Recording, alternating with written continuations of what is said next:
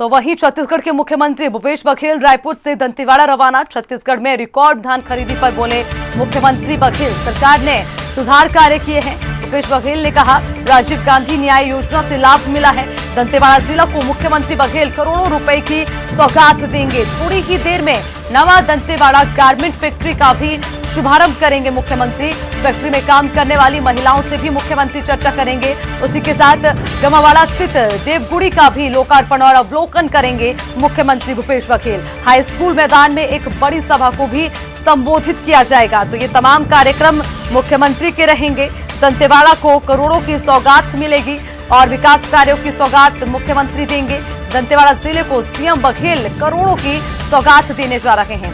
ये बड़ी जानकारी आपको देते चलें। कई कार्यक्रम मुख्यमंत्री के हैं। हाई स्कूल मैदान में एक बड़ी सभा को संबोधित करना है और उसी के साथ तमाम अन्य कार्यक्रम में भी मुख्यमंत्री शिरकत करेंगे। बताते चलें, मुख्यमंत्री फैक्ट्री में काम करने वाली महिलाओं से भी संवाद करेंगे।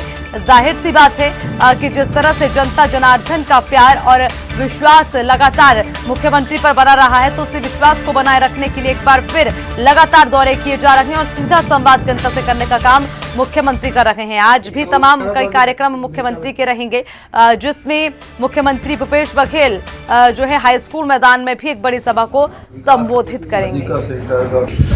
बात है जो हमारी सरकार की जो नीति थी, किसानों को जो प्रोत्साहित हम किए हैं, चाहे बिजली बिल में छूट देकर, चाहे राजीव गांधी किसान न्याय लागू करके, चाहे एमएसपी में खरीदने की व्यवस्था, और उसके बाद बहुत विस्तार हमने खरीदी केंद्रों को दिया है, सोसाइटी को खरीदने दिया है। उससे रिकॉर्ड समय में रिकॉर्ड किसानों ने रिकॉर्ड धान बेचा है। ये 20 साल के रिकॉर्ड देखें आप, तो सर्वाधिक जमीन पे किसानों ने खेती की और सर्वाधिक किसानों ने बेचा और बर्बाद किया। इसका मतलब यह है कि छत्तीसगढ़ में कृषि अब लाभ का धंधा हो चुका है और इसी कारण से भारतीय जनता पार्टी शासनकाल में 15 लाख यहाँ किसान कृषि करते थे, अब वो बढ़ के 21.5 लाख हो गए। लगभग 1.5 गुना किसान इस तरफ गए हैं।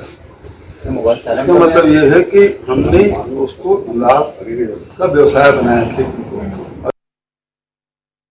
केवल बिल्डिंगें बनती थी, अब उसके उपचार के लिए, उसके इलाज के लिए, उसके स्वास्थ्य के लिए, शिक्षा के लिए और रोजगार के लिए काम हो रहे हैं और इसके कारण से हजारों जो नवयुवक नियुक्ति हैं इन योजनाओं से जुड़ रहे हैं।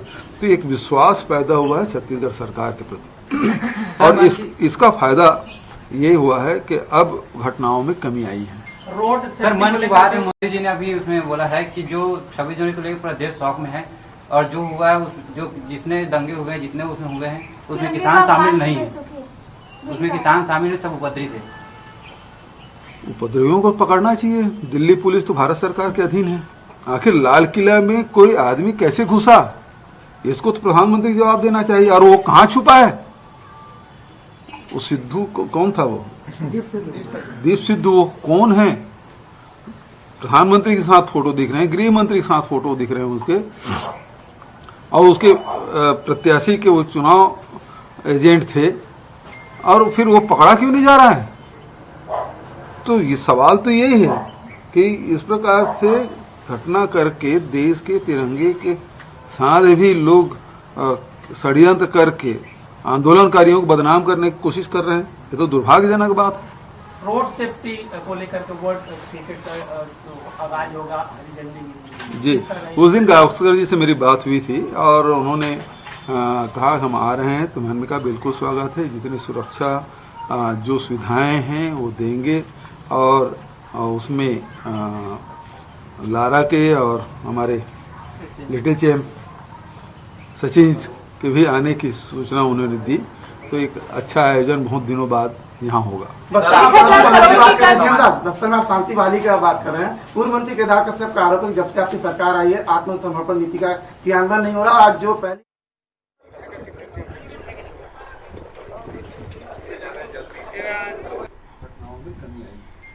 तो इसी खबर पर ब्यूरो चीफ जुल्फिकार अली भी हमारे साथ जुड़े हैं, उनसे भी अपडेट ले लेते हैं। जुल्फिकार, आपसे जानना चाहेंगे, अभी मुख्यमंत्री को हमने सुना है, आगे क्या कार्यक्रम और क्या कुछ उनका कहना रहा और आगे भी क्या कार्यक्रम होंगे, उसको लेकर भी पूरा अपडेट दें जुल्फिकार। मुख्यमंत्री भूपेश बघेल रायपुर से रवाना हुए थे। उस दौरान उन्होंने मीडिया से बात की थी और कई मुद्दों पर उन्होंने अपनी राय रखी। उन्होंने बस्तर क्षेत्र के दौरे पर उन्होंने कहा कि जब से कांग्रेस की सरकार आई है उससे किसानों को फायदे हुए हैं और लगातार जो है सरकारी योजनाओं पे काम हो रहा है, जिसका सीधा असर देखने को मिल रहा है और नक्सली घटनाएं भी कम हुई हैं। तो मुख्यमंत्री जब दंतेवाड़ा पहुंचे तो उन्होंने नवा दंतेवाड़ा गारमेंट फैक्ट्री का शुभारंभ किया है और इसके बाद मुख्यमंत्री भूपेश बघेल देवगुड़ी स्थल में लोकार्पण और कार्यक्रम में शामिल हुए और करोड़ों रुपए की योजनाओं का लोकार्पण किया और सरकारी जो योजनाएं हैं और गौठान है उसका अवलोकन किया है। इसके बाद अब से कुछ देर पहले मुख्यमंत्री भूपेश बघेल ने छत्तीसगढ़िया समाज एकता परिसर का भूमि पूजन किया और अब से कुछ देर बाद आम सभा हाई स्कूल मैदान जो दंतेवाड़ा है वहां पर होने जा रही है मुख्यमंत्री भूपेश बघेल की। और लगातार अगर कार्यक्रम की बात की जाए तो इसके बाद शाम को 4:30 बजे मां दंतेश्वरी मंदिर में दर्शन करने जाएंगे और पूजा अर्चना करेंगे और छत्तीसगढ़ की खुशहाली और विकास को लेकर सरकार की जो योजनाएं हैं और छत्तीसगढ़ के जो लोग हैं उनके खुशहाली की कामना करेंगे, प्रार्थना करेंगे और कई सारे लोकार्पण के कार्यक्रम भी हैं।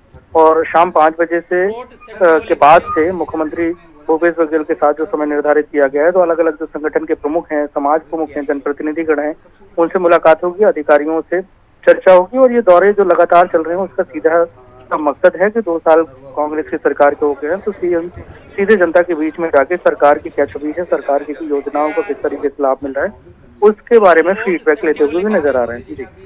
ठीक है जुल्फिकार, नजर बनाए रखिएगा, आगे भी अपडेट लेंगे। शुक्रिया जानकारी के लिए। सबसे बड़ी बात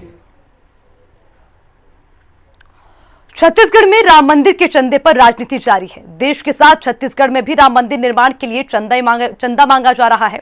अवैध चंदा वसूली का एक मामला आने के बाद मुख्यमंत्री भूपेश बघेल ने राम मंदिर निर्माण के लिए चंदा लेने वालों की आधिकारिक लिस्ट मांगी है। अब बीजेपी बोल रही है कि कांग्रेस राम काज में बाधा डाल रही है। रिपोर्ट देखिए।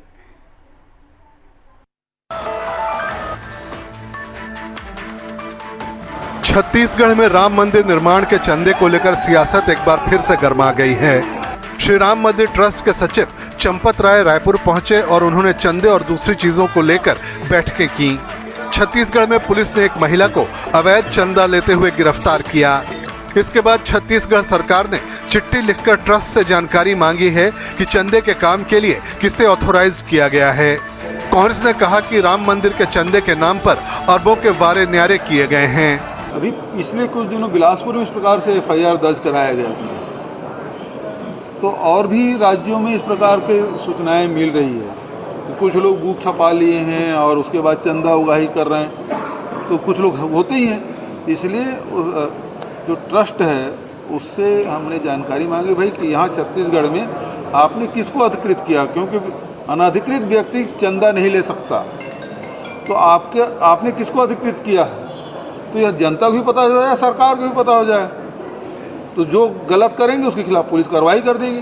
कांग्रेस के सवाल पर भाजपा ने पलटवार किया और कहा कि जो लोग चंदा देना नहीं चाहते वही ऐसी आपत्ति कर रहे हैं।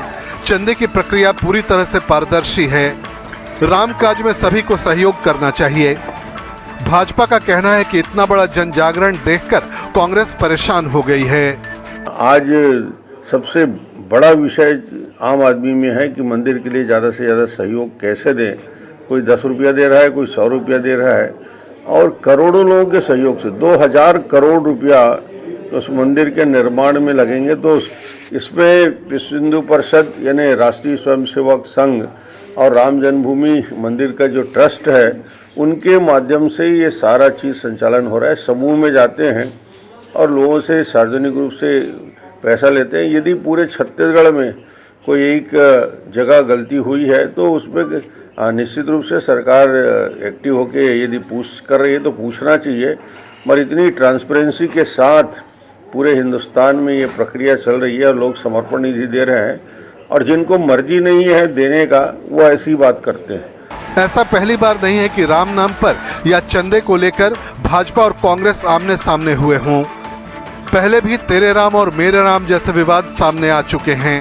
कांग्रेस के माता कौशल्या की जन्मस्थली चंदखुरी को बताने पर भाजपा सवाल उठा चुकी है। साफ है राम नाम से राजनीतिक दल अपनी सियासी खीर पका रहे हैं। जुल्फिकार अली, रायपुर, हिंदी खबर।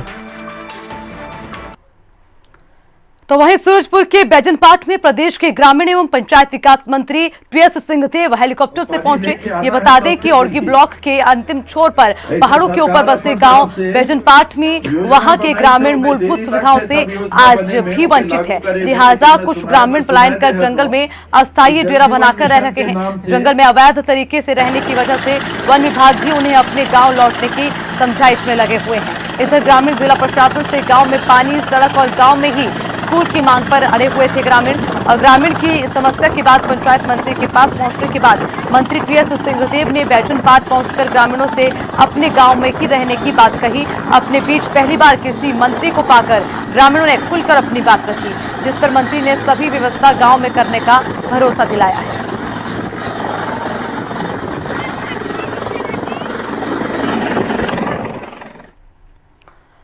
दंतेवाड़ा में गांधी जी के अहिंसावादी सिद्धांत से प्रभावित होकर हिंसा का मार्ग छोड़ लेना वराटू अभियान के तहत 2 इनामी सहित कुल 16 माओवादियों ने आत्मसमर्पण किया है। पुलिस अधीक्षक डॉक्टर अभिषेक पल्लव के समक्ष थाना किरंदुल में नक्सलियों ने आत्मसमर्पण किया।